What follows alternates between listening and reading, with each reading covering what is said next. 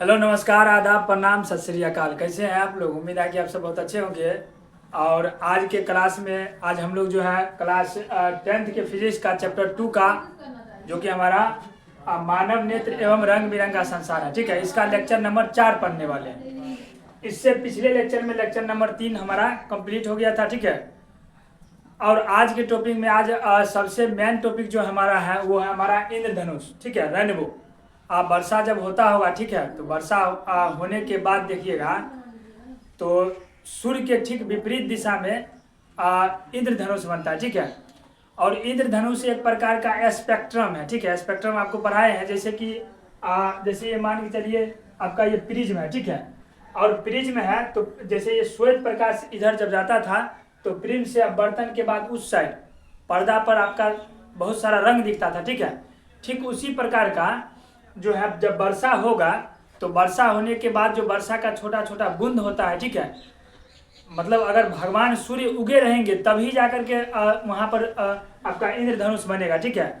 अगर सूर्य भगवान नहीं उगे हैं तो क्या होगा कि इंद्रधनुष नहीं बनेगा, क्योंकि सूर्य भगवान उगने के जब सूर्य भगवान उगते हैं तो वर्षा का बूंद एक प्रिज्म की तरह काम करेगा, ठीक है। और जैसे ही वर्षा के बूंद पर जैसे यहाँ पर सूर्य है, ठीक है, और यहाँ से प्रकाश जैसे ही ये वर्षा के बूंद पर होगा पड़ेगा तो ये वर्षा का बूंद जो है उसको क्या करेगा, अलग अलग पार्ट में बांट देगा, ठीक है, क्योंकि ये प्रिज्म का काम करेगा वर्षा का बूंद, ठीक है। और इधर से प्रकाश जैसे ही पड़ेगा तो आपका क्या होगा, ये प्रिज्म इसके मतलब श्वेत प्रकाश को यानी सूर्य के प्रकाश को अलग अलग रंगों में बांट देगा। तो इसी प्रकार मतलब ये जो स्पेक्ट्रम बनेगा स्पेक्ट्रम टाइप का, उसी को बोलेंगे हम लोग इंद्रधनुष, ठीक है। तो इसमें लिखिएगा कि चूंकि इंद्रधनुष एक प्रकार का क्या है, स्पेक्ट्रम है, तो लिखिएगा वर्षा के पश्चात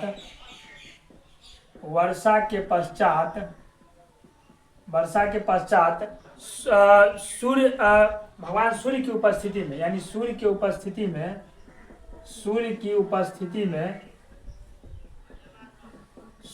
उपस्थिति में जल के सूक्ष्म कणों में, ठीक है, जल के कणों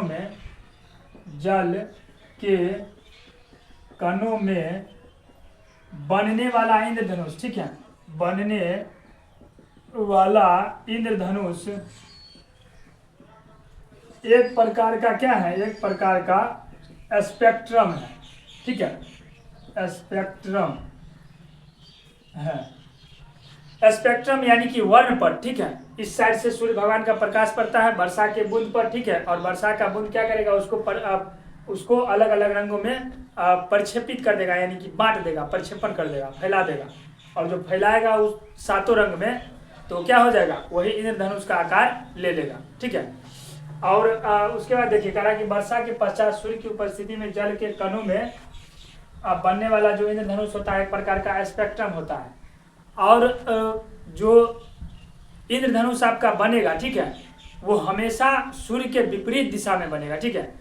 यदि वर्षा हो रहा है, ठीक है, वर्षा होने के बाद सूर्य भगवान अगर यहाँ है तो आपका इंद्रधनुष इसके उल्टी साइड बनेगा, ठीक है। तो लिखिएगा कि इंद्रधनुष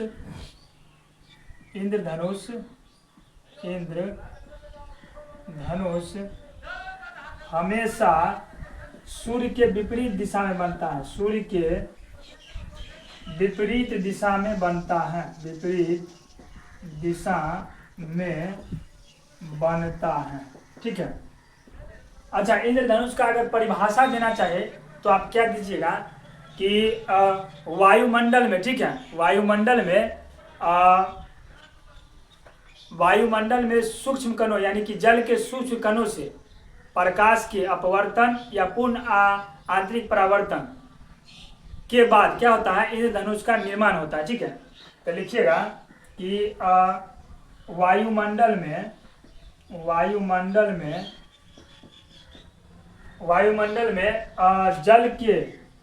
जल के सूक्ष्म कणों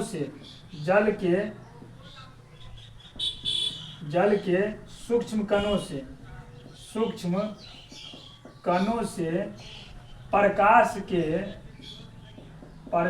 के अपवर्तन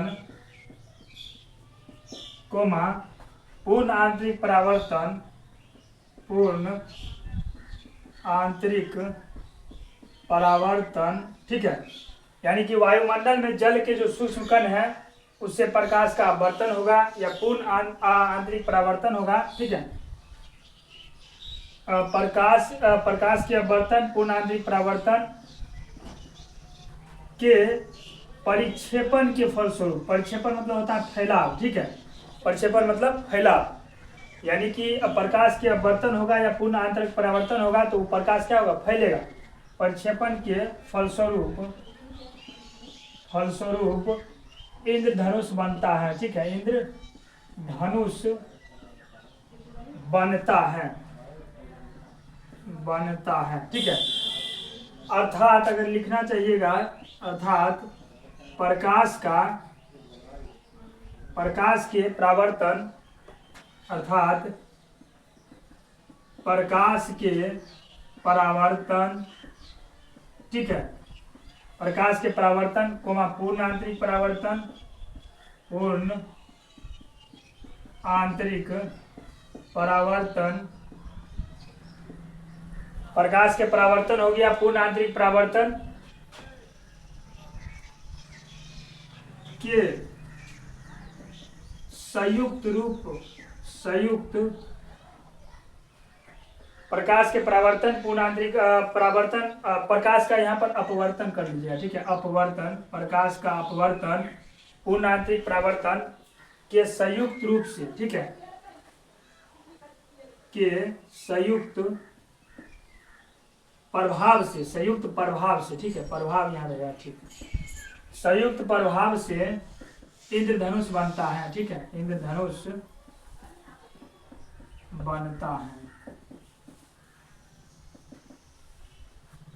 यानी कि अगर आप इंद्रधनुष का अगर परिभाषा आपको देना रहेगा तो ये दे दीजिएगा कि वायुमंडल में जल के जो सूक्ष्म कण होता है, ठीक है, उससे प्रकाश का अपवर्तन होता है या पूर्ण आंतरिक परावर्तन होता है। ठीक है, और उसी का जो परिक्षेपण होता है, उस प्रकाश का फैलाव होता है, उसके फलस्वरूप आपका क्या बन जाता है, तो इंद्रधनुष बन जाता है। मतलब कहने का ये हुआ कि प्रकाश के परावर्तन, अपवर्तन, पूर्ण आंतरिक परावर्तन या परिक्षेपण या ठीक है, इस सब के संयुक्त प्रभाव से ही आपका क्या बनेगा, तो इंद्रधनुष बनेगा। ठीक है, उसके बाद देखिए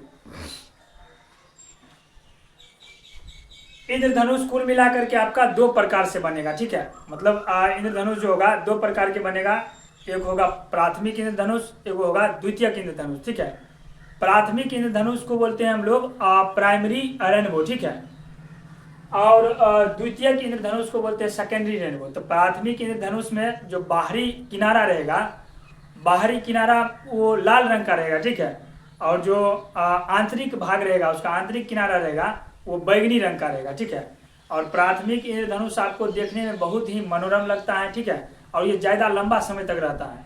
फिर उसके बाद आपका द्वितीयक इंद्रधनुष हो गया। तो द्वितीयक इंद्रधनुष में क्या होगा, तो आपका बाहरी जो किनारा होगा वो होगा बैगनी रंग का। ठीक है, और आपका आंतरिक जो किनारा होगा वो होगा लाल रंग का। और ये जो इंद्रधनुष दूसरा जो इंद्रधनुष होगा, द्वितीयक इंद्रधनुष, ये थोड़ा सा क्या होगा, धुंधला बनेगा। ठीक है, और ये ज़्यादा लंबा समय तक नहीं रहता है। तो इस चीज़ को आप लिखिएगा कि इंद्रधनुष दो प्रकार के होते हैं। ठीक है, इंद्रधनुष दो प्रकार के होते हैं। ठीक है, पहला आपका क्या हो गया, प्राथमिक इंद्रधनुष।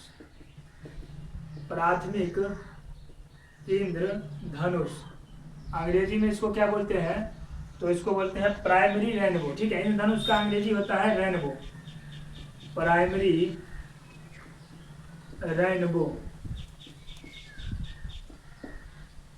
और आपका दूसरा क्या हो गया, तो द्वितीयक। ठीक है, द्वितीयक इंद्रधनुष यानी कि सेकेंडरी रेनबो।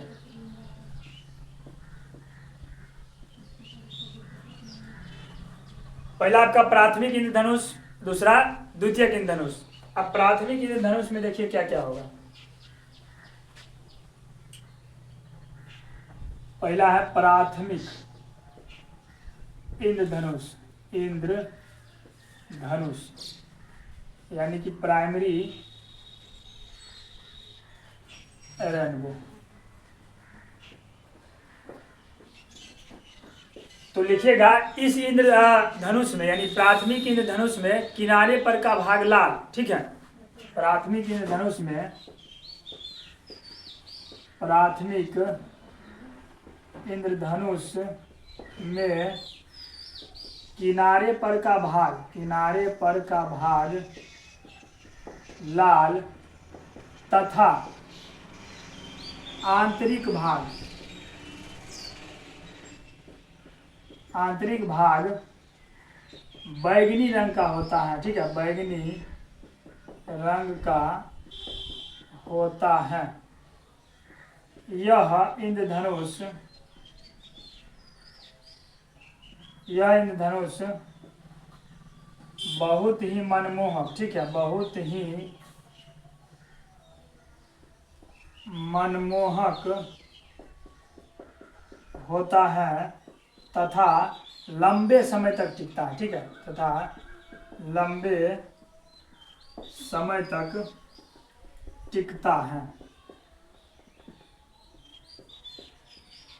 प्राथमिक इंद्रधनुष आपका देखने में बड़ा ही क्या होगा, सुहाना लगेगा, अच्छा लगेगा, ठीक है, और ये आपका लंबा समय तक चलेगा, मतलब जल्दी गायब नहीं होगा ये, ठीक है, बहुत देर तक देख सकते हैं आप इस प्राथमिक इंद्रधनुष को। उसका दूसरा है आपका द्वितीयक इंद्रधनुष, द्वितीयक इंद्रधनुष, इंद्रधनुष यानी कि सेकेंडरी, सेकेंडरी रेनबो, ठीक है, SECONDARY, सेकेंडरी रेनबो।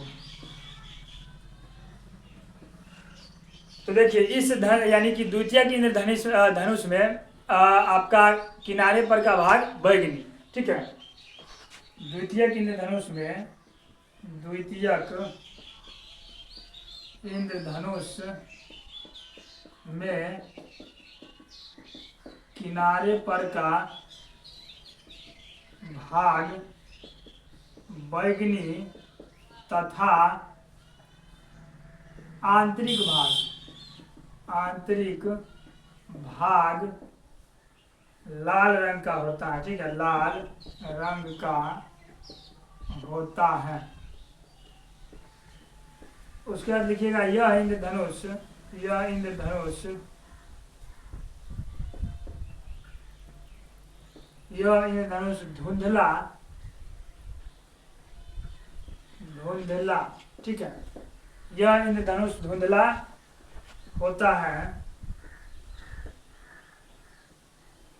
तथा जल्द ही समाप्त हो जाता है,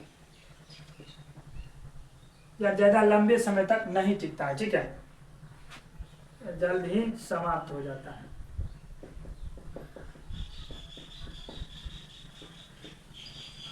तो आपको कहेगा कि कौन सा इंद्रधनुष आपको सबसे अच्छा रहेगा, तो कौन वाला, प्राथमिक इंद्रधनुष आपका बहुत अच्छा रहेगा, ठीक है।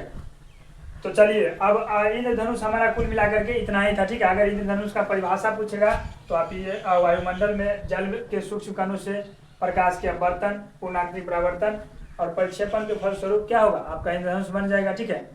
और इसमें हम बता ही दिए कि जब बरसात होता है, ठीक है, तो बरसात होता है तो जिस तरफ भगवान सूर्य होते हैं ठीक उसके किस साइड बनेगा, विपरीत, उल्टे साइड, ठीक है, क्योंकि जब जैसे ये सूर्य भगवान हुआ, ठीक है, और वर्षा जब होते रहता है तो वर्षा आपका जब होते रहेगा तो वर्षा का जो छोटा छोटा कण होता है वो आपका किस चीज़ का काम करेगा, प्रिज्म का। और इससे पहले हम प्रिज्म पढ़ाए हैं कि प्रिज्म का काम ये होता है श्वेत प्रकाश या सूर्य के प्रकाश को अलग अलग रंगों में तोड़ देना, और श्वेत प्रकाश आपका 7 रंग का सम्मिश्रण होता है, ठीक है। तो ये क्या करेगा, प्रिज्म जो है उसको 7 रंगों में अलग अलग बांट देता है, तो इसको इंद्रधनुष को सतरंगी भी कहते हैं, ठीक है। तो चलिए ये लिख लीजिए, इसके आगे हम लोग वायुमंडलीय अपवर्तन की ओर चलते हैं, ठीक है।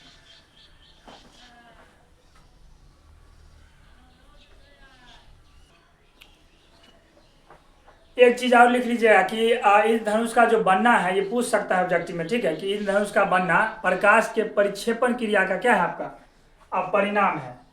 तो इस चीज को यहाँ पर लिख लीजिएगा कि इंद्रधनुष का बनना,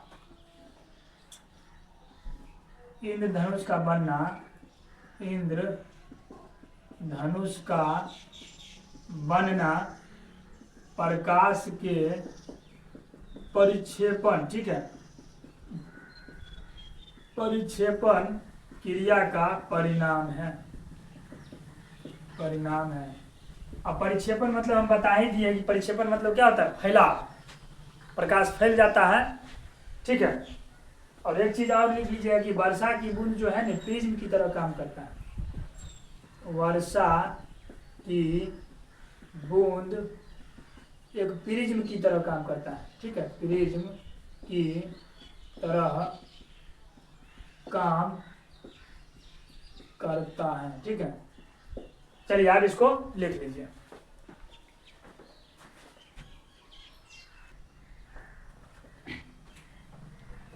चलिए उसके बाद हमारा है वायुमंडलीय अपवर्तन, ठीक है। वायुमंडलीय अपवर्तन क्या होता है, आइए इसको जानते हैं। वायुमंडलीय अपवर्तन, अंग्रेजी में इसको बोलते हैं एटमॉस्फेरिक, ठीक है,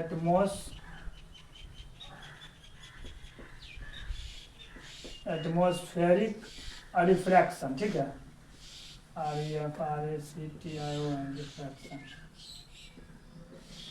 यानी कि वायुमंडलीय अपवर्तन।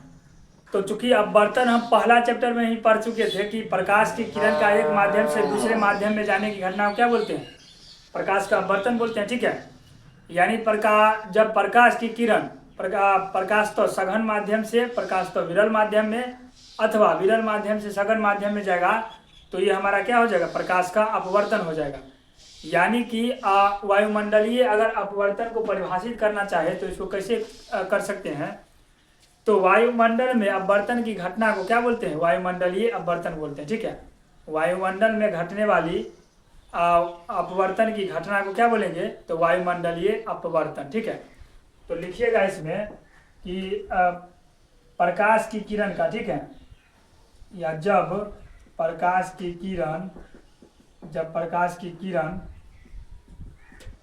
एक माध्यम से, ठीक है, एक माध्यम से दूसरे माध्यम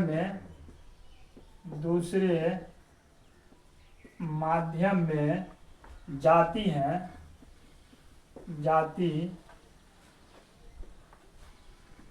तो प्रकाश का अपवर्तन होता है, प्रकाश का अपवर्तन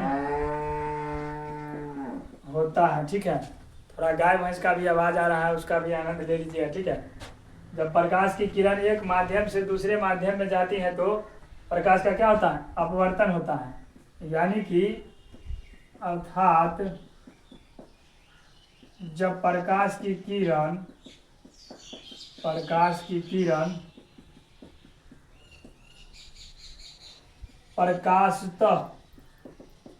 प्रकाशतः सघन माध्यम से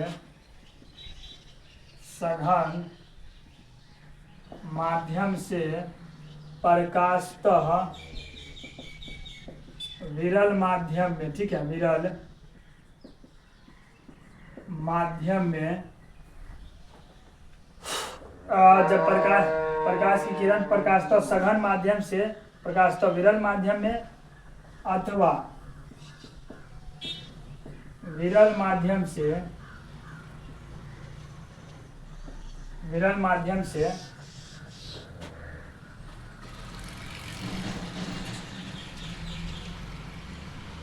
सघन माध्यम में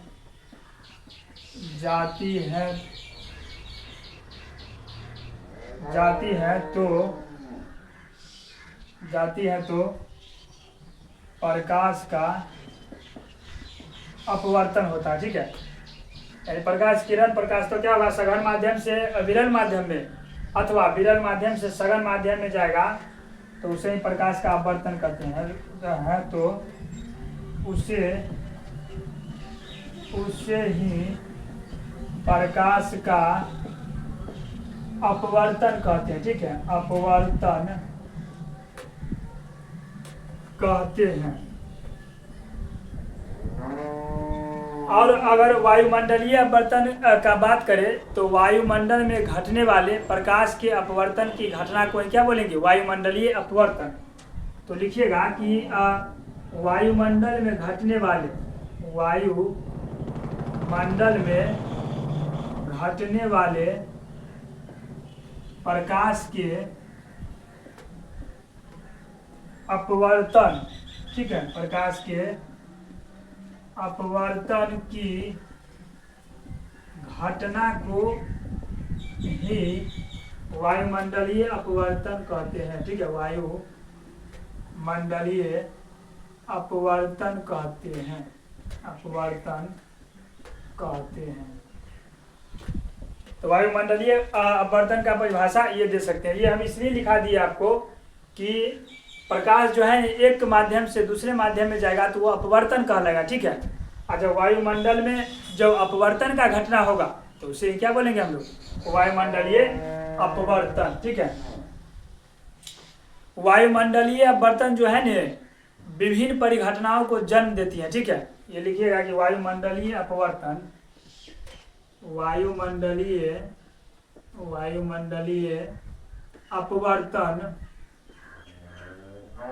अपवर्तन विभिन्न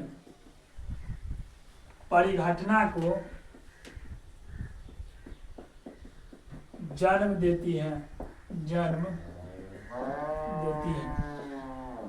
जैसे आपका क्या हो गया, तो पहला में आपका है तारों का टिमटिमाना। रात में देखते होइएगा कि तारा अक्सर कभी कभी क्या होता है, टिमटिमाने लगता है, ठीक है।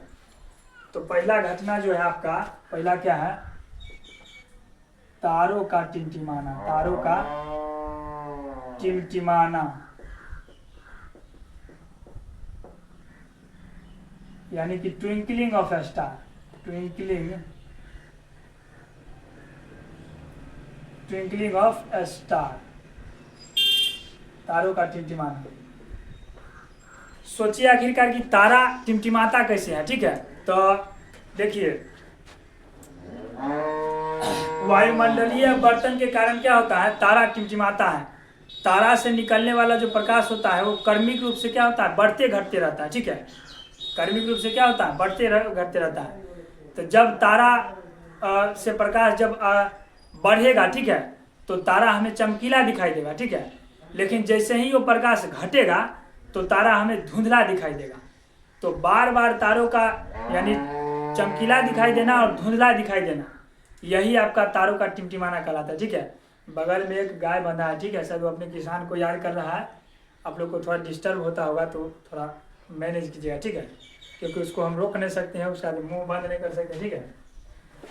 तो तारों का टिमटिमाना में हम क्या लिख सकते हैं कि वायुमंडलीय अपवर्तन के कारण, वायुमंडलीय अपवर्तन के कारण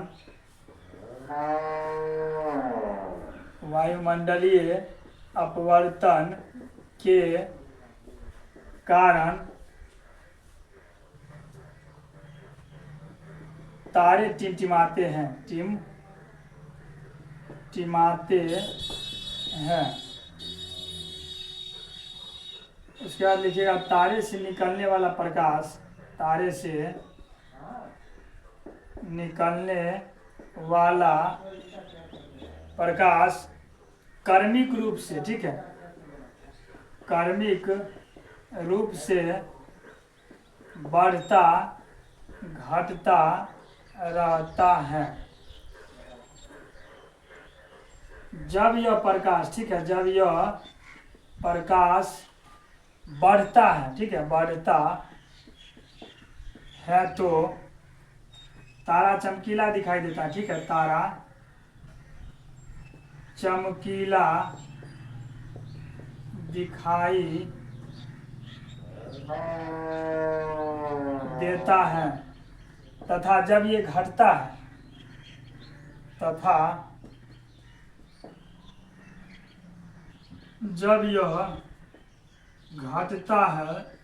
घटता है तो तारा धुंधला, ठीक है, धुंधला दिखाई देता है।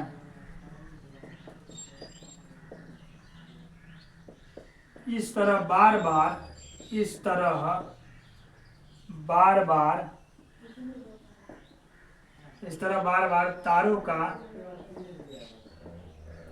तारों का चमकीला या धुंधला दिखाई देना ही तारों का टिमटिमाना कहलाता है। तारों का टिमटिमाना कहलाता है। ठीक है, यानी वायुमंडलीय अपवर्तन के कारण क्या होगा, तारा टिमटिमाता है और तारा से जो निकलने वाला प्रकाश रहता है, ठीक है, क्रमिक रूप से बढ़ता घटता रहता है। जब यह प्रकाश बढ़ता है तो तारा क्या होता है, चमकीला दिखाई देता है, और जब यह प्रकाश घटता है तो तारा धुंधला दिखाई देता है। इस तरह बार बार तारों का चमकीला या धुंधला दिखाई देना ही तारों का क्या कहलाएगा, टिमटिमाना। ठीक है, और इसमें यहाँ पर ये भी लिख सकते हैं कि तारों से निकलने वाला प्रकाश। ठीक है,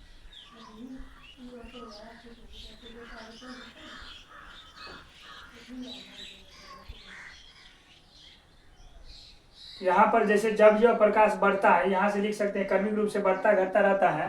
तारों से निकलने वाला, हमारी आँख तक पहुँचने वाला प्रकाश जब बढ़ता है तो तारा चमकीला दिखाई देता है। या ये भी भाषा सही है, इसमें कोई तरह का दिक्कत नहीं है। ठीक है, तो उम्मीद है कि ये इतना आप जरूर समझ गए होंगे। ठीक है, चलिए अब इसके आगे और भी जो घटना है, यानी कि वायुमंडलीय अपवर्तन के कारण होता है, उसको समझते हैं। ठीक है, तब तक इसको आप लिख लीजिए।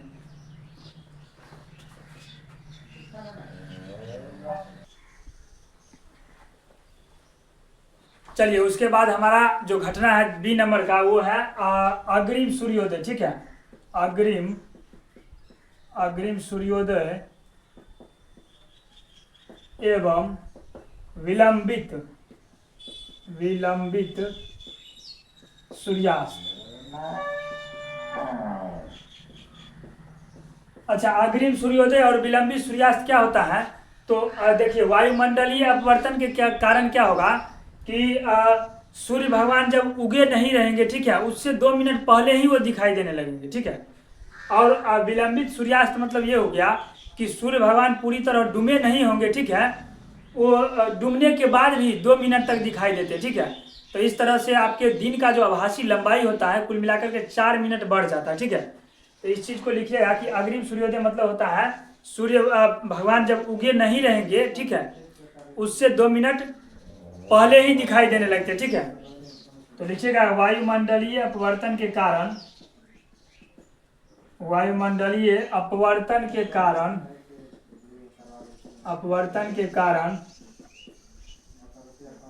वायुमंडलीय अपवर्तन के कारण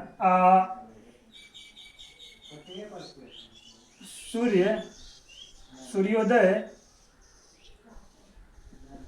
या सूर्य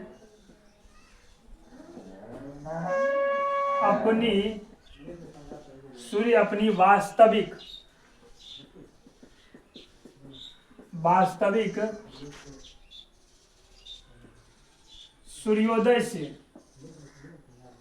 सूर्योदय से 2 मिनट पहले ही दिखने लगते हैं। ठीक है, दिखने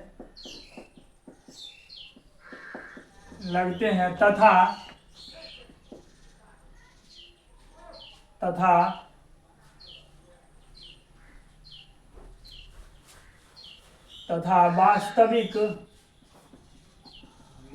वास्तविक सूर्यास्त के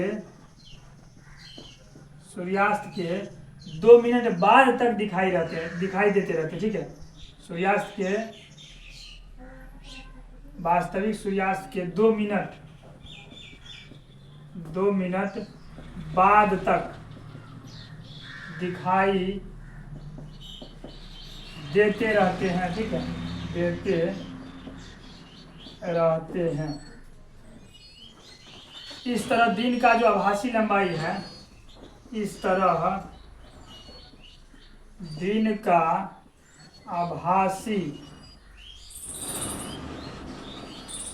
का आभासी लंबाई 4 मिनट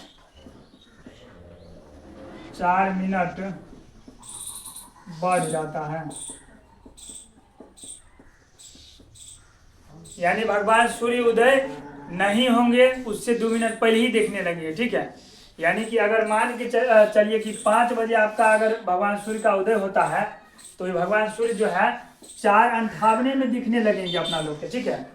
और यदि 5 ये AM हुआ, अगर 5 PM में आपका अगर मान चलिए सूर्यास्त होता है, भगवान सूर्य डूबते हैं, तो आपका 5 दूर तक दिखाई देते रहेंगे, ठीक है।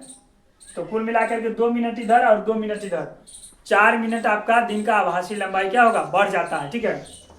तो यही आपका अग्रिम सूर्योदय है। अग्रिम सूर्योदय मतलब पहले ही सूर्य का उग जाना, ठीक है। विलंबित सूर्यास्त मतलब सूर्य भगवान का देर से डूबना, या अपनी वास्तविक जो सूर्यास्त है उससे 2 मिनट देर तक ही दिखाई देते रहते, ठीक है। उसके बाद आपका है कि देखिएगा कि सूर्योदय और सूर्यास्त के समय सूर्य की जो चक्रिका रहती है वो अंडाकार दिखती है, ठीक है। और जो दोपहरिया का टाइम देखते होइएगा, तो दोपहर में जो होता है भगवान सूर्य की चक्रिका जो है वो एकदम वृत्तीय गोल दिखती है। ऐसा क्यों होता है, तो ये भी लिखिएगा कि ये आपका तीसरा में हो जाएगा, C नंबर में, कि सूर्योदय एवं सूर्यास्त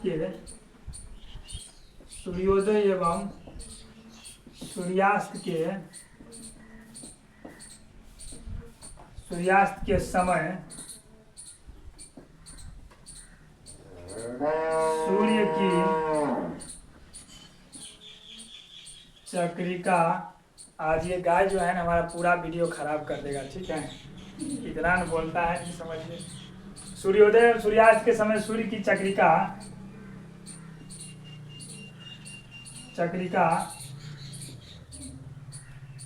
अंडाकार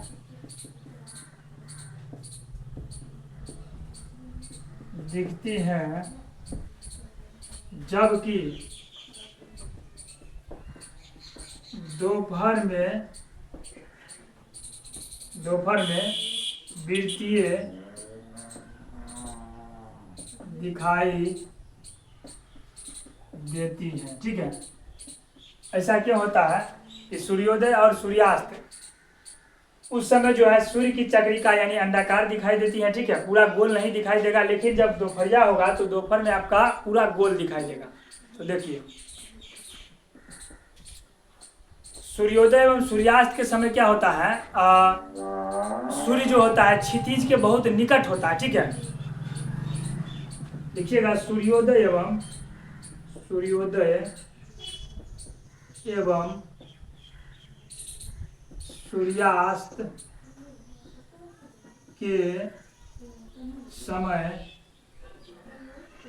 के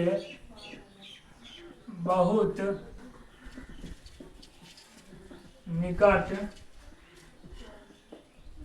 निकट होता है, ठीक है।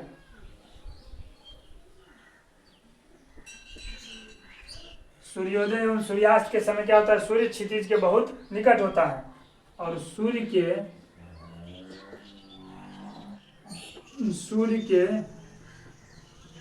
ऊपरी तथा निचली सिरे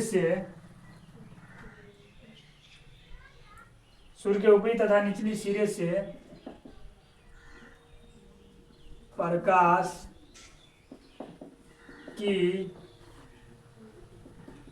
किरण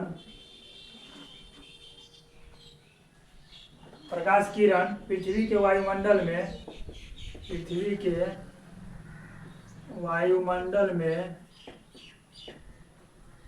असमान रूप से गमन करती है, असमान रूप से गमन करती है।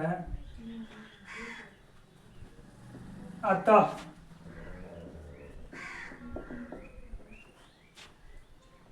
सूर्योदय एवं सूर्यास्त के समय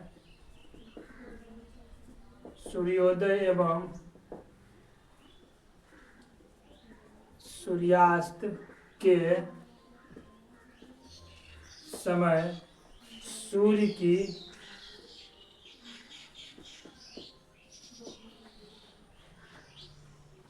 चक्रिका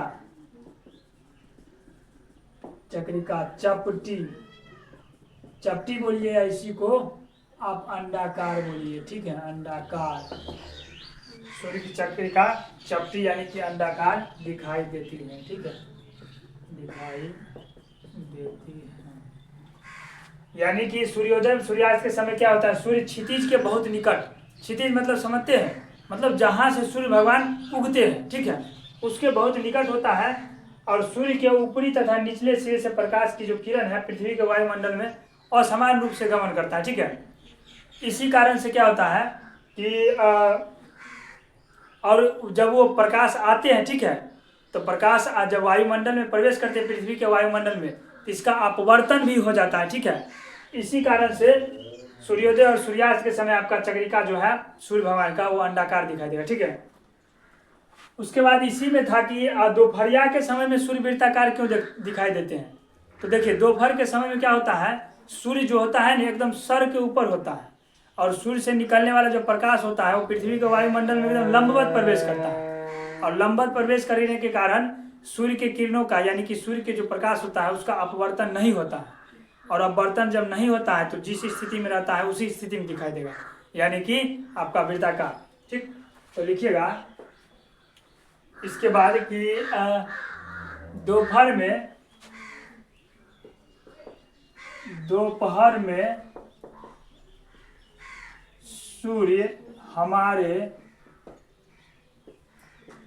सर के ठीक ऊपर रहता है, ठीक ऊपर रहता है, ठीक है। सूर्य से निकलने वाला प्रकाश, सूर्य से निकलने वाला प्रकाश, सूर्य से निकलने वाला प्रकाश सूर्य से निकलने वाला प्रकाश पृथ्वी के वायुमंडल में, ठीक है, पृथ्वी के वायुमंडल में सूर्य से निकलने वाला प्रकाश पृथ्वी के वायुमंडल में लंबवत प्रवेश करता है, ठीक है, लंबवत प्रवेश करता है। और लंबवत प्रवेश करने के कारण क्या होता है, सूर्य के प्रकाश का या किरण का अपवर्तन नहीं होता है, ठीक है। तो लिखिएगा लंबवत प्रवेश करने के कारण सूर्य के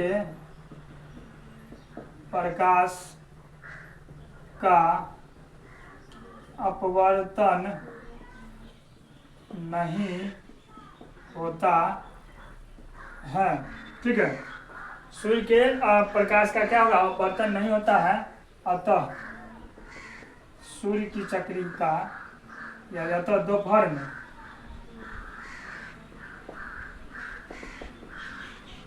सूर्य की चक्रिका, ठीक है, चक्रिका वृत्ताकार दिखाई देती है, ठीक है, वृत्ताकार दिखाई देती है, ठीक। चलिए इतना आप उतारिए, ठीक है। इतना उतारने के बाद इससे आगे हम लोग चलते हैं, ठीक है। तो इसको लिख लीजिए।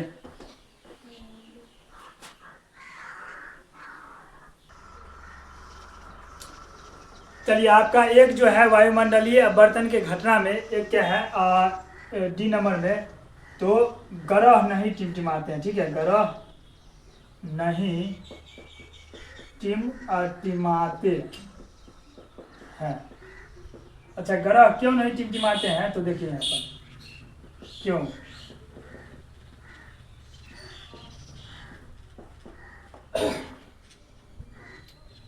देखिए तारों की तुलना में जो ग्रह होता है ना वो पृथ्वी के बहुत निकट होता है, ठीक है, और ये इसलिए बड़ा मालूम पड़ता है। इसका आंसर लिखिएगा कि तारों की तुलना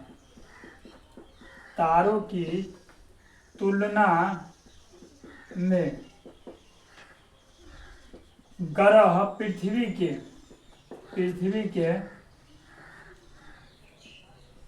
बहुत निकट होता है, ठीक है, निकट होता है, इसलिए ग्रह बड़ा मालूम पड़ता है, ठीक है, बड़ा मालूम पड़ता है। अर्थात ग्रह से निकलने वाला प्रकाश, अर्थात ग्रह से निकलने वाला प्रकाश की तीव्रता, प्रकाश की तीव्रता अधिक होती है। ठीक है, प्रकाश की तीव्रता अधिक होती है यदि ग्रह को प्रकाशीय स्रोत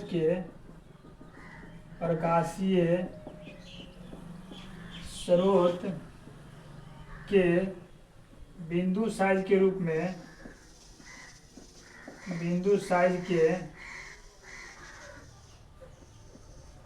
में देखा जाए तो उससे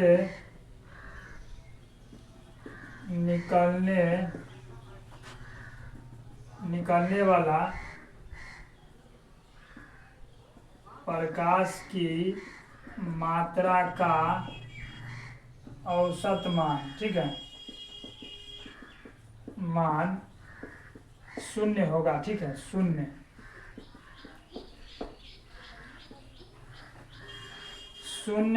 होगा। यही है कि इसीलिए ग्रह नहीं टिमटिमाते। ठीक है, इसलिए ग्रह नहीं टिमटिमाते हैं। ठीक है, टिमटिमाते क्या होगा देखिए यहाँ पर। पहला बात तो तारों की तुलना में ग्रह क्या होगा, पृथ्वी के बहुत नज़दीक होगा। जैसे आपका ये मान चलिए, अभी जैसे आप यहाँ पर खड़ा है, ठीक है, ये आप अगर खड़ा है यहाँ पर, तो जैसे ये यहाँ पर आपका ग्रह है तो तारा यहाँ होगा। ठीक है, यानी कि जो ग्रह होता है, यानी ग्रह जो होता है तारों की तुलना में पृथ्वी के बहुत निकट, अगर ये पृथ्वी है, ठीक है, ये आपका पृथ्वी है ये, ठीक है, तो ये ग्रह हुआ और ये तारा हुआ आपका, यानी कि तारों की तुलना में जो ग्रह होता है पृथ्वी के बहुत निकट होता है। ठीक है, इसलिए है ये जो ग्रह है आपका बड़ा दिखाई देगा, क्योंकि ये दूर होने के कारण ये छोटा दिखाई देगा। कौन? तारा। तो ग्रह से निकलने वाला प्रकाश की तीव्रता अधिक होता है। ग्रह से जो भी प्रकाश का किरण निकलेगा उसकी तीव्रता अधिक होगा और ये बेचारा आते आते आएगा। ठीक है, यानी कि यदि ग्रह को प्रकाशीय स्रोत के बिंदु साइज के रूप में देखा जाए तो उससे निकलने वाला प्रकाश की जो मात्रा का औसत मान जो होगा वो क्या होगा, उससे निकलने वाले प्रकाश की परावर्तन की मात्रा का, प्रकाश की परावर्तन लिख लीजिएगा,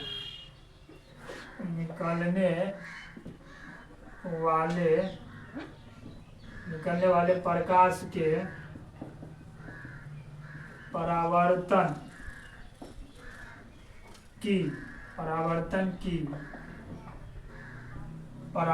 की मात्रा का, ठीक है, परावर्तन की मात्रा का जो औसत मान होगा वो 0 हो जाएगा। ठीक है, इसलिए ग्रह जो है नहीं टिमटिमाएगा। ठीक है, क्योंकि ये दूरी होने के कारण इसमें कभी क्या होता था, तारा का प्रकाश क्रमिक रूप से कभी घटता था कभी बढ़ता था।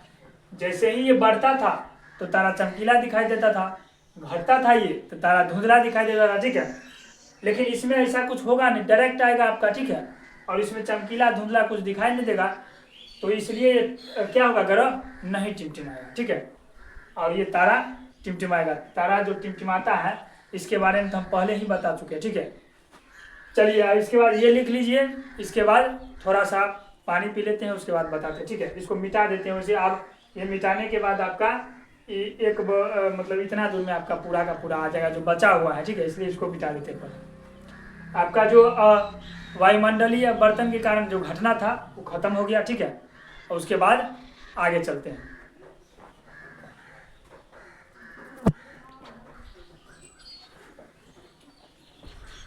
चलिए अब हमारा आखिरी टॉपिक है। ठीक है, मतलब इस लेक्चर का प्रकाश का जो है प्रकीर्णन। ठीक है, यानी कि स्कैटरिंग ऑफ लाइट, प्रकाश का प्रकाश का परिकीर्णन।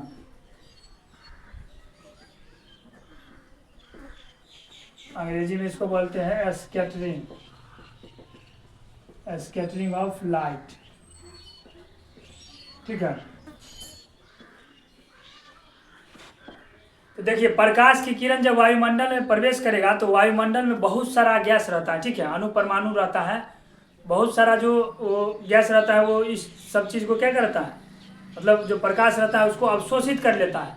और अवशोषित करने के बाद ये अणु और परमाणु क्या करेगा, फिर से उस प्रकाश को चारों दिशाओं में यानी सभी दिशाओं में छोड़ देगा, जिससे सभी दिशा में क्या होता है, फैल जाता है।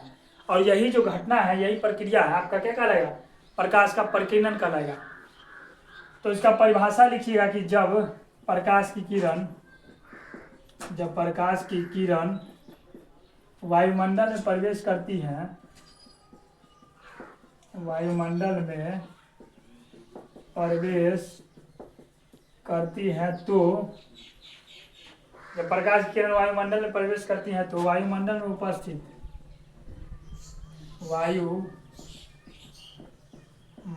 में उपस्थित जब प्रकाश की किरण वायुमंडल में प्रवेश करती है तो वायुमंडल में उपस्थित गैसों के अणु एवं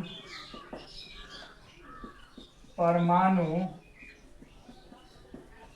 इस प्रकाश को अवशोषित कर लेते हैं। ठीक है, अवशोषित कर लेते हैं तथा पुनः वे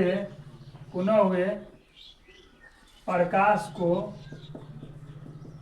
को उत्सर्जित कर देते हैं। ठीक है, उत्सर्जित कर देते हैं। और यही प्रक्रिया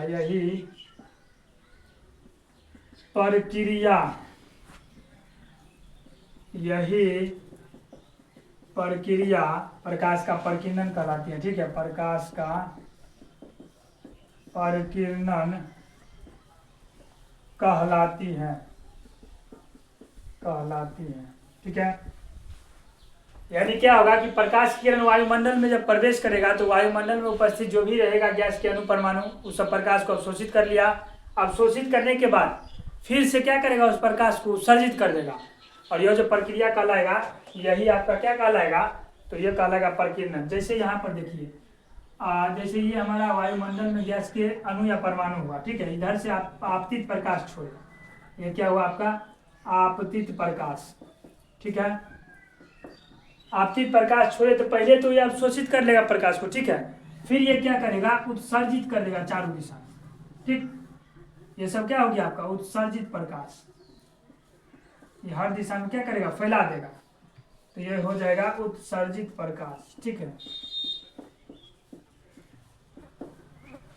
और यही जो प्रक्रिया होगा ये आपका क्या कहलाएगा, तो कहलाएगा प्रकाश का परिकीर्णन। ठीक है, प्रकाश के परिकीर्णन के कारण ही इस नेचर में यानी प्रकृति में हमें विभिन्न अचंभित घटनाओं देखने को मिलते हैं। ठीक है, जैसे आपका हो गया सूर्योदय सूर्यास्त के समय सूर्य का लाल दिखाई देना। ठीक है, उसके बाद पानी का रंग नीला दिखाई देना। ठीक है, समुद्र में जो पानी रहता है उसका रंग नीला दिखाई देता है। गहरे समुद्र का रंग हो गया। ठीक है, ये सब चीज तो लिखिएगा कि परिकीर्णन के कारण ही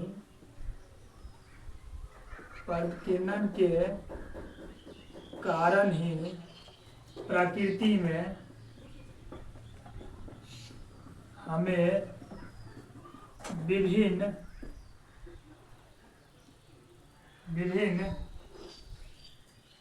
आश्चर्यचकित घटना देखने को मिलती है। आश्चर्यचकित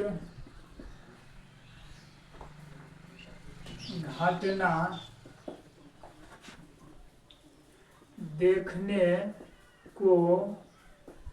मिलती है। ठीक है, जैसे क्या हो गया आपका, जैसे हो गया सूर्योदय और सूर्यास्त के समय सूर्योदय एवं सूर्यास्त के समय सूर्य का लाल दिखना, ठीक है, लाल दिखना, गहरे समुद्र का रंग, ठीक है, गहरे समुद्र का रंग हो गया। उसके बाद पानी का नीला दिखना, पानी का रंग नीला दिखना इत्यादि, ये सब हो गया आपका ये, ठीक है। ये जितना भी घटना होता है प्रकाश के प्रकीर्णन के ही कारण होता है, ठीक है। उसके बाद देखिए, उसके बाद आपका एक वैज्ञानिक आते हैं, ठीक है। प्रकाश के प्रकीर्णन के बारे में इन्होंने एक नियम दिया था, ठीक है, लिखिएगा। रेले वैज्ञानिक थे, ठीक है, रेले साहब थे। प्रकाश के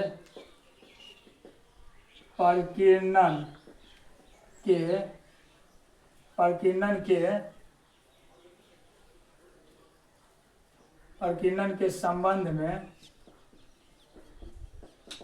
रेले का नियम, ठीक है, रेले का नियम। रेले साहब क्या बोले थे प्रकाश के प्रकीर्णन के बारे में? तो प्रकीर्णित प्रकाश की तीव्रता जो है, ठीक है, प्रकीर्णित प्रकाश की तीव्रता आपतित प्रकाश की तीव्रता के चौथे घात के क्या होगा? तो व्युत्क्रमानुपाती होगा, ठीक है। इसका नियम लिखिएगा रेले साहब का कि प्रकीर्णित प्रकाश की तीव्रता प्रकीर्णित प्रकाश की तीव्रता, यानी जिसको आई से डिनोट करते हैं, ठीक है, प्रकीर्णित प्रकाश की तीव्रता कोमा आपतित प्रकाश की तीव्रता की आपतित प्रकाश की तीव्रता के चौथे आपतित प्रकाश की तीव्रता के चौथे घात का व्युत्क्रमानुपाती होता है, ठीक है। क्या होगा? तो आपतित प्रकाश की तीव्रता के चौथे घात के व्युत्क्रमानुपाती होगा, ठीक है।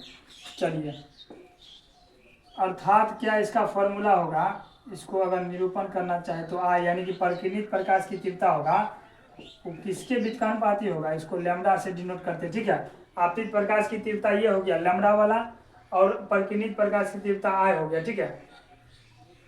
ये आपका फॉर्मूला कुछ इस तरह से निकल कर जाएगा।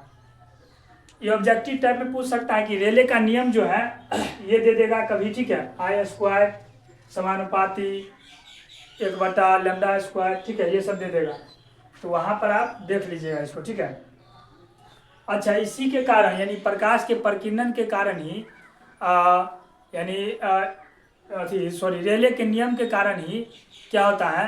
तो लाल रंग का तरंग दैर्घ्य बहुत ज़्यादा होगा, ठीक है, और बैंगनी रंग का तरंग दैर्घ्य कम होगा। तो लिखिएगा यहाँ पर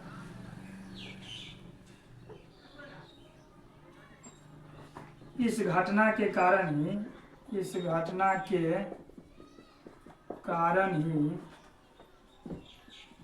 लाल रंग की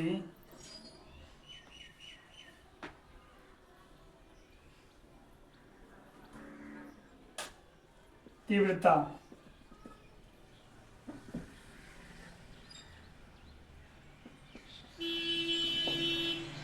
इस घटना के कारण तीव्रता नहीं, लाल रंग का तरंग दैर्घ्य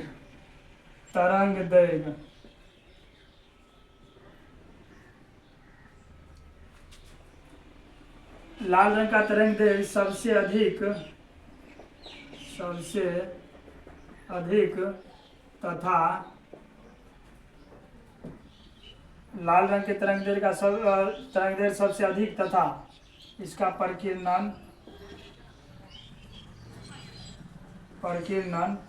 सबसे कम होता है, ठीक है, कम होता है।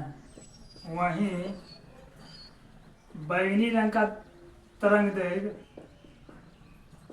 बैंगनी रंग का तरंगदैर्घ्य, बैंगनी रंग का तरंगदैर्घ्य क्या होगा? सबसे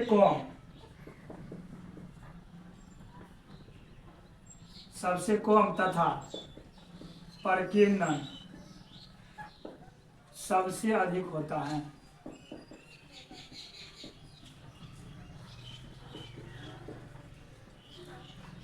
यानी कि इसी के अनुसार क्या होगा कि लाल रंग का तरंगदैर्घ्य आपका सबसे अधिक होगा, ठीक है। और जिसका तरंगदैर्घ्य सबसे अधिक होगा ओकर जो प्रकीर्णन होगा वो कम होगा, ठीक है।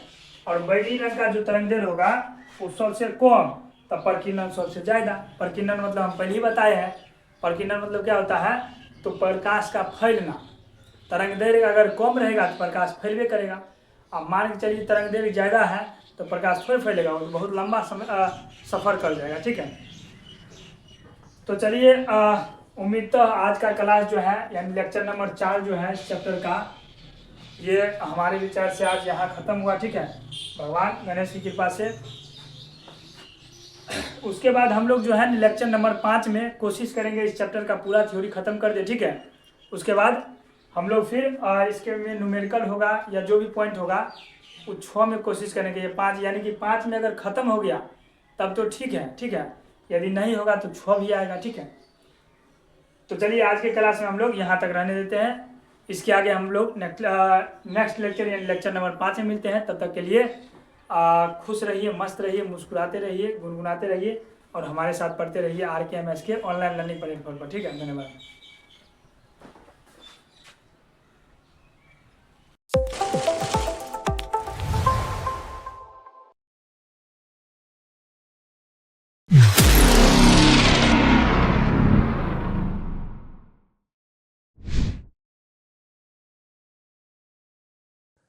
That's all for today. Visit our website for tons of video editing resources and templates for After Effects, Premiere Pro, Canva, Final Cut, and more. If you found this video helpful, don't forget to like, subscribe, and hit the notification bell for more content. Until next time, stay creative and stay safe.